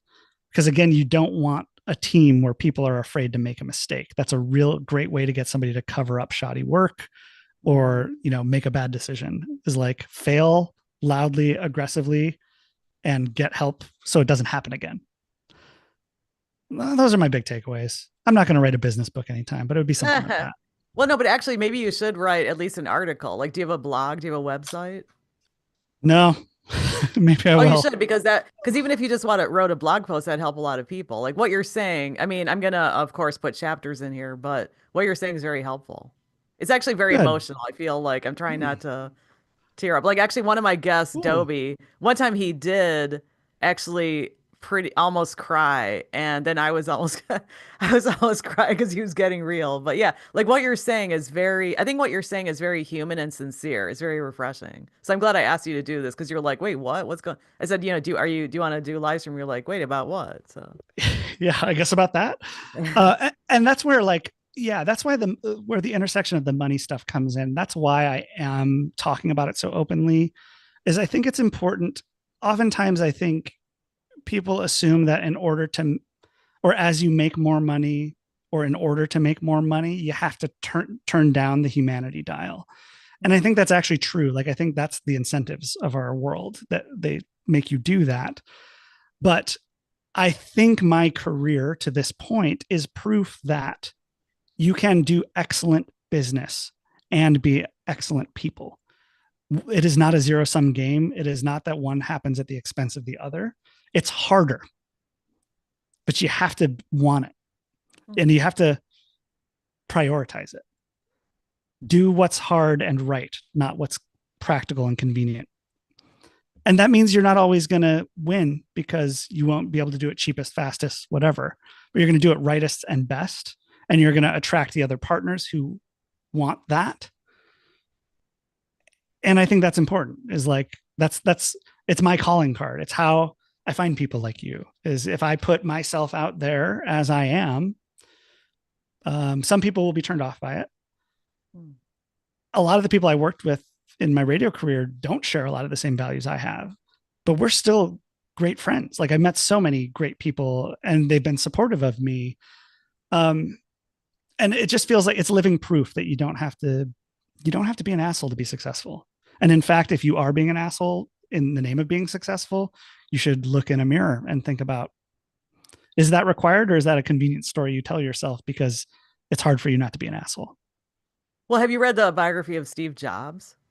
No, I haven't. That I've heard huge. some about it. Yeah, the Walter Isaacson.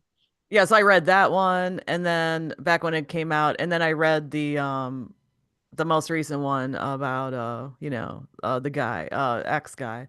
Oh yeah. You don't need to Elon say his Musk. name. Leave it at X guy. No, That's no, fine. I was like the ex guy because I've been telling people like, have you read that biography? I only met two people. Like one time I was reading it in line at Walgreens, and this guy's like, "Oh, I just finished that book," but I've only met a couple of people who read it because it's over 600 pages. But Yeah. and also the Steve Jobs one, but like Steve Jobs in that book, he said like there's some reporter wanted to write something, and then he said, "Okay, you found out what I'm an a-hole, okay? So, but I don't want you to publish that article." And then what happened was because Steve Jobs was insanely successful, other people thought they had license to be a-holes too. And they're actually professional experts who are saying, just because Steve Jobs was like this doesn't mean that you should be like this too. Yes, he became rich and everything and very successful, but it doesn't mean that everybody has to be like that, you know? Yeah. You said that perfectly. But now another thing, I did want to talk about, like you're also, I think this may be the last thing, but the generation label. So you know how like you're saying boomers, Gen X, Mhm. millennials. What do you think about that? Because I'm Gen X and we never talked about ourselves as a label. And we were That's just such like a going Gen X about thing to say. You're above generational well, labels. no, That's so because Gen no, X. because I kept saying to people like I wouldn't like one time this guy came into WGN to go on the air and he wrote a book and he's like I said, yeah, I'm Gen X. He's like, oh, I feel bad because nobody pays attention to you. I'm like, well, we don't care about being paid attention to. We're just like we're hustling. We're living our life. And then often like the descriptions about generations would be boomers and millennials and they'd skip over us. And then I started coming out of the closet and saying, well, I'm Gen X, and like, okay, blank stare. But what's up with Yeah. that generation label? The Um, obsession. well, it makes great talk radio, doesn't it? Yeah. Broad generalizations of people like that. I think that I despise. I should say this. I despise, or despise is a strong word too. I don't love subscribing to that notion of, okay, you are of the boomer generation, therefore you exhibit X, Y, and Z trait. I hate that kind of stuff about the millennial and Gen Z workforce and how entitled they are. Is like, again, I just want to point everybody to the cost of rent and the cost of like home ownership, and the income inequality and the amount of debt that people are coming out with student loans, and the stagnation of the minimum wage, let alone the median wage. Um, I think generations are a useful cohort to sort of look at the cultural circumstances that shape a very diverse group of people with very diverse needs and values. Um, I don't like painting with the generational brush.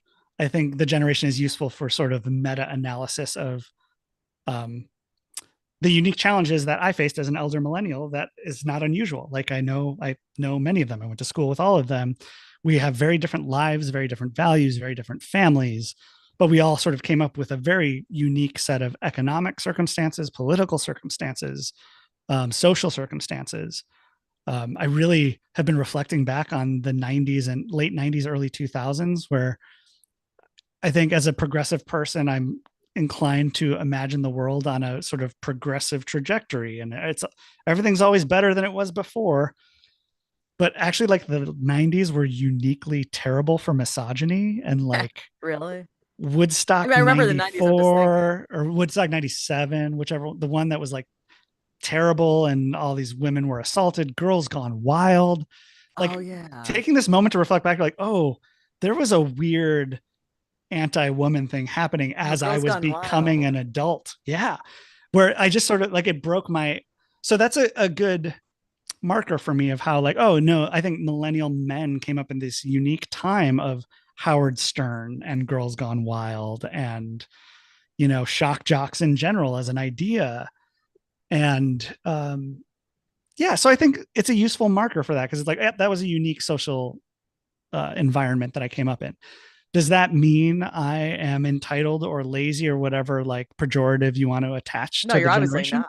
Hell no. But I am a millennial. And so when you out there are thinking about millennials, think of me too.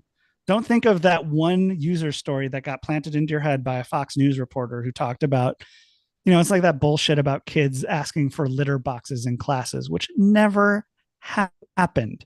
Who cares if Gen Z likes cosplay more than you or I do? That's cool. That's fun. God forbid nerds have a place to enjoy their nerdiness free of reservation. And I say nerd without judgment, just so we're Yeah. being clear. Well, no, I went to C2E2 a couple of years or like a few years ago, and that was like the best vibe atmosphere. Everybody was like so happy and free and having a good time, and everybody was getting along. And I thought, why can't society be like this? These are the Why people who are can't we being get free? criticized. Yeah. Amen. That's why it's like, I think the generational stuff gets used as a shorthand for everybody as they get older to be like, oh, kids these days, get off my lawn. I had to walk uphill to school both directions through this. Like, just like, you know what? You also got really wealthy and developed housing policy that made it impossible for any of us to afford a home now. So, congratulations on all of the noble work you did, but you also screwed your kids or your neighbors' kids. Your kids are probably fine because you're rich, but your neighbors' kids aren't. And yeah, the way that the generations get wielded to put down, especially the up and coming generation, is like, no, these kids, they are going to run circles around us. Just like I think my parents hope that I would run circles around them. And yeah, I don't, that's what generations are good for, is like investing hope and context, not for uh, pathologizing and categorizing. Well, I think it's because also based on people's experience because there are people who say like, "Oh, I hired these whatever, just let's say just label whatever." And then they'll say they don't understand this, they don't understand that, they don't pick up the phone, do do. And then it's or like sometimes people work with other people, they don't do much work. They're, et cetera, et cetera. So maybe it's like certain people's experience. Yeah. And there's also like radio is another great place for that too, is like expertise gatekeeping is like this expectation of like, well, you should know how to do that. And so, well, how would I know how to do that? Like, take the time and explain it to me. Don't roll your eyes because I didn't know how to edit audio on tape. I'm sorry. I never had to cut tape. I never had to use a grease pencil. If you asked me to do that today, I would be lost. And am I an entitled brat because I came up in a generation that had digital audio? Sure. If that's what you want to call me, sure. Well, yeah, because like one time I had an interview and the person was my age, and then the person said, "Oh, well, like when we had to cut with tape," I said, "I wasn't working in radio then. I've never cut anything with tape. I've just been using digital for a long time." And then I'll say, "I actually was online. I went online in '94." And they're like, "Oh," so I was sort of like more with, yeah, you can't really pinhole, so Yeah. pigeonhole, I should say. Yeah. Yeah. And I think Okay. people mistake difference or change or like, you don't know what I know as you're stupid. And that's the part that I'm like, no, they just haven't had the same experience you had. And you have the choice whether you want to help them have that experience or if you want to let them go flounder on their own. And again, I point back to the great Rick O'Connor and the great Steve Cochran and the great Rick Kogan and the great Laura Weber. So many people who just like went out of their way to give me a shot.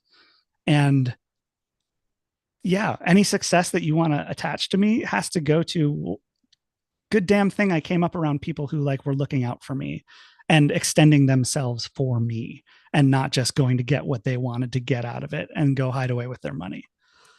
And we all owe that to the generation after us.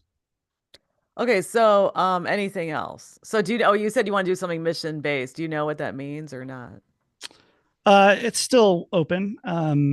Nonprofit education, but I'm in the exploration phase. I've been just applying for jobs that sing to me and seem like something I could sink my teeth into. I have a very diverse background of experience or applicable background, I think. Well, nonprofits need people with your experience because you've been on the other side. So they're always happy to get people like you. That's what I'm hoping is like I can bring some of like the corporate know-how and apply it to a mission-driven environment. That's what I'm looking for next. Because Okay, they're good skills to have. I didn't ask for them, but I got them. Well, we need a lot of help in Chicago, so if you want to come here, Oh, it's on my radar. It's on my radar. There's a lot going on here. Yeah. Okay, so anything else? I always like I remember I interviewed Ron Gleason for like 3 hours. I'm like, anything else? Like, we've been talking for 3 hours. I know. I didn't know this was going to go 2 hours. No, Yeah. nothing else. Thank you for doing this. Thank you for chronicling the stories of people's experiences. I think sharing the stories of how we got to where we got is an important thing. And I love the enthusiasm that you bring to it and always have as an enthusiast. Thanks, boss. Look, I'm not your boss. Am I giving you a coach talk? I am. No. What I mean is because okay, no, I mean, I know I'm not talking about financial, but because I have been toiling in obscurity, like my blog is 20 years old, I've never broken through. So, because I'm not playing the game. Okay, it's like basically I'm not part of the attention economy. I'm just doing my thing online. I've been doing it for years. Yeah. Margaret, what did you want to get out of this and why are you still doing it? Oh no, I like people, so but see, and that's yeah. that's success. That's breaking through. Yeah. And I know that like especially in media, there's this other definition of breaking through that's like how big a market can you get in? Is your name known? But like, no, man, that's good.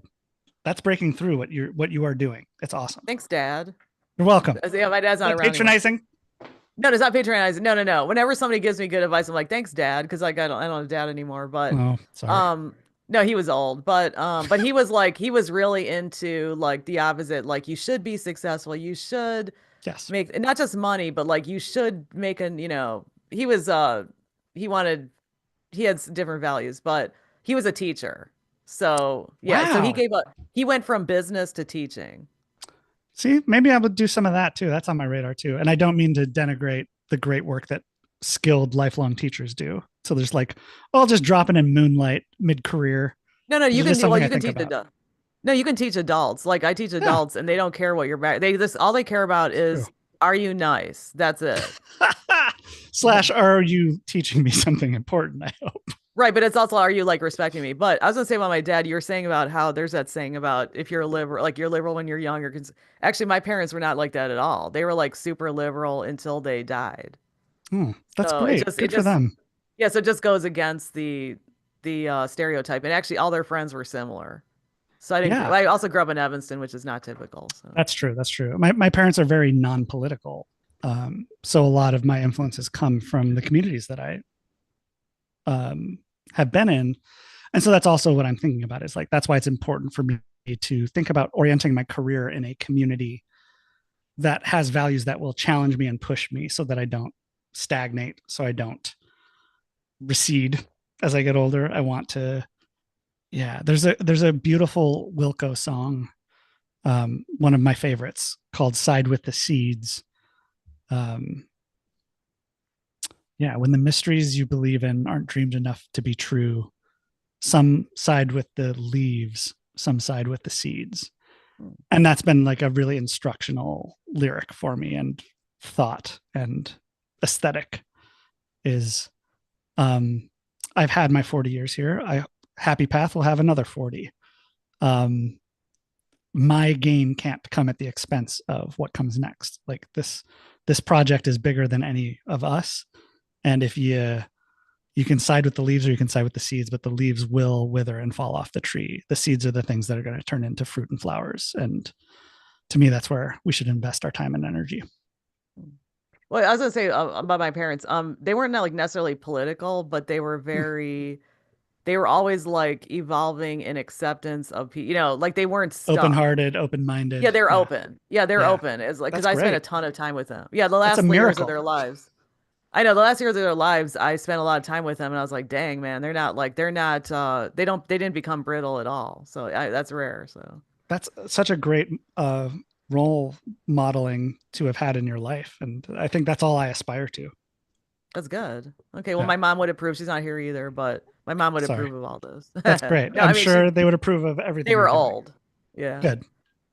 Okay, so I guess that's it, and I'm gonna stop the live